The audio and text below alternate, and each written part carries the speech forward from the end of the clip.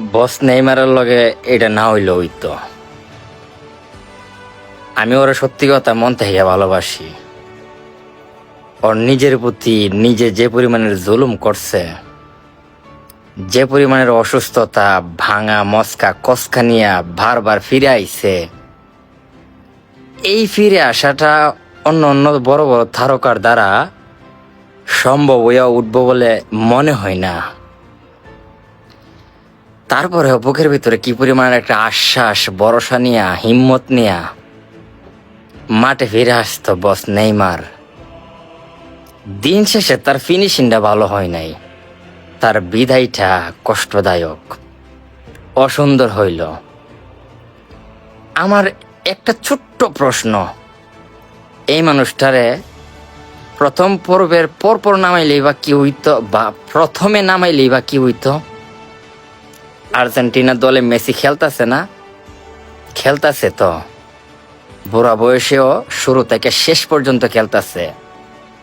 Neymar তো আর একটু জোয়ান ছিল মেসি তাইখা, চাইলেই খেলতে পারত সম্পূর্ণ সময়, যদি কোচ তারে, ম্যানেজমেন্ট তারে শুরু থেকে খেলাইতো, ভালো একটা ফিনিশিং অবশ্যই আমরা আশা করতে পারতাম। বস নেইমারের জন্য ভিতরটা চিট্টা যাইতেছে গা, ফিনিশিংটা অসুন্দর হইছে, ভাল লাগে নাই। ব্রাজিল, এটা ব্রাজিল না, এটা আসলে প্রত্যেকটা মানুষের হৃৎপিণ্ডে জায়গা করে এক ইমোশন।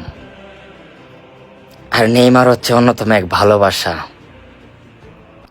বস, তুমি স্কেলে সেরা, তুমি ফুটবলের ম্যাজিক ম্যান, তুমি ফুটবলের স্পাইডারম্যান, তুমি বেঁচে থাকবে চিরকাল। প্রত্যেকটা ব্রাজিল সাপোর্টার সহ অন্য অন্য সাপোর্টারদের দিলেও তুমি জায়গা করে নিছো, তোমার এই সরলতা, মানবতা, তোমার এই খেলা, সবকিছু দিয়া। ব্রাজিলের এই বিদায় বেলা বড়ই কষ্টদায়ক, আমি সহ সকল ব্রাজিল ফ্যানদের। তবে বস নেইমারের এই বিদায় না সুখের না, একদমই সুখের না।